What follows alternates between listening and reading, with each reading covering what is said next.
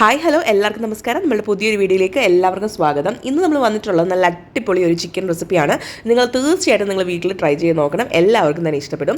അപ്പോൾ ഞാനത് ഒരു ചിക്കൻ്റെ പകുതി ഭാഗമായിട്ട് എടുത്തുള്ള ബ്രസ്റ്റ് പീസൊക്കെ മാറ്റിയിട്ടുണ്ട്. എല്ലിൻ്റെ കഷ്ണങ്ങൾ മാത്രമേ ഉള്ളൂ. ഇല്ലെങ്കിൽ ഞാൻ കുറച്ച് മഞ്ഞൾപ്പൊടി ചേർത്ത് കൊടുക്കുന്നുണ്ട്, അതോടൊപ്പം തന്നെ കുറച്ച് ഉപ്പും കൂടെ ചേർത്ത് കൊടുക്കുന്നുണ്ട്. പിന്നെ എരിവിന് ആവശ്യത്തിന് മുളക് പൊടി ചേർത്ത് കൊടുക്കുന്നുണ്ട്. ഞാൻ ഇവിടെ ഒരു സ്പൂണ് നല്ല എരിവുള്ള മുളക് പൊടിയും അതോടൊപ്പം തന്നെ ഒരു സ്പൂണ് നല്ല കാശ്മീരി റെഡ് ചില്ലി പൗഡറുമാണ് ചേർത്ത് കൊടുക്കുന്നത്.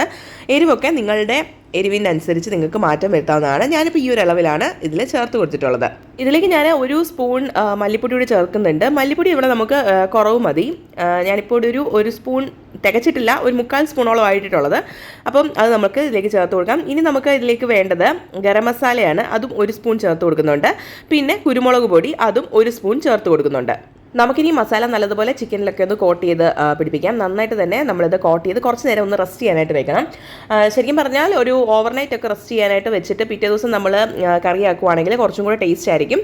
അപ്പം അത്രയ്ക്കും സമയം ഇല്ലാത്തവരാണെങ്കിൽ ഒരു അരമണിക്കൂറെങ്കിലും മിനിമം നമ്മളിത് ഒന്ന് മാറ്റി വെക്കേണ്ടതാണ്. അതിനുശേഷം മാത്രമേ നമ്മൾ ഇതിൻ്റെ കുക്കിംഗ് ഒക്കെ ചെയ്യത്തുള്ളൂ. ഇനിയൊരു ചട്ടിയിലേക്ക് കുറച്ച് വെളിച്ചെണ്ണ ഒഴിച്ചിട്ടുണ്ട്. ഇനി നമുക്ക് നല്ലോണം ഒന്ന് ചൂടാവട്ടെ. അതിനുശേഷം ഇതിലേക്ക് ഒരു 8-7 അല്ലി വെളുത്തുള്ളിയും ഒരു ചെറിയൊരു സൈസ് ഇഞ്ചിയും കുറച്ച് കറിവേപ്പിലയും കൂടെ അരിഞ്ഞെടുത്തിട്ടുണ്ട്. അത് നമുക്ക് നമ്മുടെ ചട്ടിയിലേക്ക് ചേർത്ത് കൊടുക്കാം. എന്നിട്ട് നല്ലതുപോലെ വഴറ്റി ഇതിൻ്റെയൊക്കെ പച്ചച്ചുവയൊക്കെ ഒന്ന് മാറ്റിയെടുക്കാം. പച്ചച്ചുവയൊക്കെ ഒന്ന് മാറി വന്നു കഴിഞ്ഞാൽ പിന്നെ നമ്മൾ മാരിനേറ്റ് ചെയ്തിട്ടുള്ള നമ്മുടെ ചിക്കൻ്റെ കഷ്ണങ്ങൾ നമുക്ക് ഇതിലേക്ക് ചേർത്ത് കൊടുക്കാം. എന്നിട്ട് കുറച്ച് നേരം ഇത് നമുക്ക് ആ എണ്ണയൊക്കെ എടുത്തിട്ട് ഒന്ന് ഫ്രൈ ആക്കിയെടുക്കാം. ഒരുപാട് നേരം ഒന്നും വേണ്ട, കുറച്ച് നേരത്തെ പരിപാടിയേ ഉള്ളൂ. അപ്പോൾ അതൊന്ന് ഫ്രൈ ആക്കിയതിന് ശേഷം മാത്രം നമുക്ക് ബാക്കിയുള്ള പരിപാടികളൊക്കെ ചെയ്ത് കൊടുക്കാം. ഒന്ന് ഫ്രൈ ആയൊക്കെ വന്നിട്ടുണ്ടെങ്കിൽ നമുക്ക് ഇതിലേക്ക് കുറച്ച് വെള്ളം ചേർത്ത് കൊടുക്കാം. നേരത്തെ മാരിനേറ്റ് ചെയ്ത് വെച്ചിട്ടുള്ള നമ്മളുടെ ആ പാത്രത്തിൽ കുറച്ച് മസാല ഉണ്ടായിരുന്നു, അതിൽ തന്നെ കുറച്ച് വെള്ളം ചേർത്താണ് ഞാൻ ഇതിലേക്ക് ഒഴിച്ചു കൊടുത്തിട്ടുള്ളത്.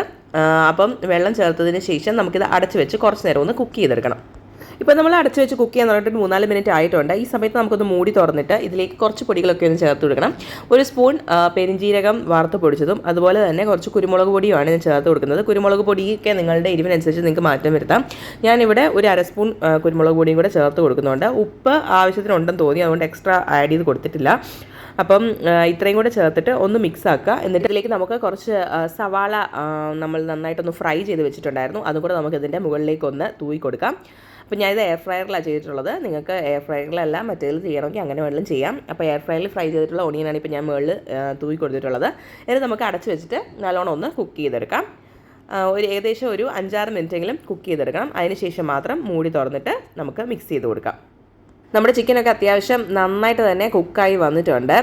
അപ്പം ഈ ഒരു പരുവത്തിൽ എടുക്കേണ്ടവർക്ക് അങ്ങനെ വേണമെങ്കിലും എടുക്കാം. ഈ ഒരു ഫോമിൽ തന്നെ നല്ല ടേസ്റ്റിയാണ് നമ്മുടെ ഈ ചിക്കൻ കറിക്ക്. അപ്പോൾ ഞാനൊരു അല്പം കൂടെ ഒന്ന് വരട്ടിയാണ് എടുക്കുന്നത്. എനിക്ക് ഒരുപാട് ഗ്രേവി ഞാൻ എടുക്കുന്നില്ല, ഉള്ള ഗ്രേവി ഒരു അല്പം കൂടെ ഒന്ന് വരട്ടിയാണ് എടുക്കുന്നത്. അപ്പം അങ്ങനെ ചെയ്യേണ്ടവർക്ക് അങ്ങനെ വേണമെങ്കിലും ചെയ്യാം. പക്ഷേങ്കിൽ ബിലീവ് മീ, ടേസ്റ്റ് ഒരു രക്ഷയില്ലായിരുന്നു. എന്തായാലും ഒന്ന് ട്രൈ ചെയ്ത് നോക്കണം, അടിപൊളി ടേസ്റ്റിയാണ്. നമ്മൾ സാധാരണ ചിക്കൻ കറി ഉണ്ടാക്കുന്ന പോലെ നമ്മൾ അധികം ഒന്നും വഴറ്റുകയോ ഒന്നും ചെയ്തിട്ടില്ല. വളരെ എളുപ്പത്തിൽ തയ്യാറാക്കിയെടുക്കാൻ പറ്റുന്ന, എന്നാൽ ടേസ്റ്റിന് ഒട്ടും കോംപ്രമൈസ് ഇല്ലാത്ത അടിപൊളി ഒരു ചിക്കൻ കറി തന്നെയാണ്. അപ്പോൾ കണ്ടില്ലേ, ചിക്കനൊക്കെ നന്നായിട്ട് വെന്ത് വന്നിട്ടുണ്ട്. കണ്ടോ, ആ ബോണിയിൽ നിന്നൊക്കെ അതിൻ്റെ ഫ്ലഷൊക്കെ റിമൂവായി വന്നിട്ടുണ്ട്. അപ്പോൾ എല്ലാവരും ട്രൈ ചെയ്ത് നോക്കണേ. അപ്പോൾ ഇന്നത്തെ വീഡിയോ നിങ്ങൾക്ക് ഇഷ്ടമായെന്ന് വിശ്വസിക്കുന്നു. ഇഷ്ടമാവുകയാണെങ്കിൽ ലൈക്ക് ചെയ്യണേ. അതുപോലെ തന്നെ സബ്സ്ക്രൈബ് ചെയ്ത് കൂട്ടുകൂടാൻ മറന്നു പോകരുതേ. മറ്റൊരു നല്ല വീഡിയോ ആയിട്ട് കാണുന്നിടം വരെ ബൈ.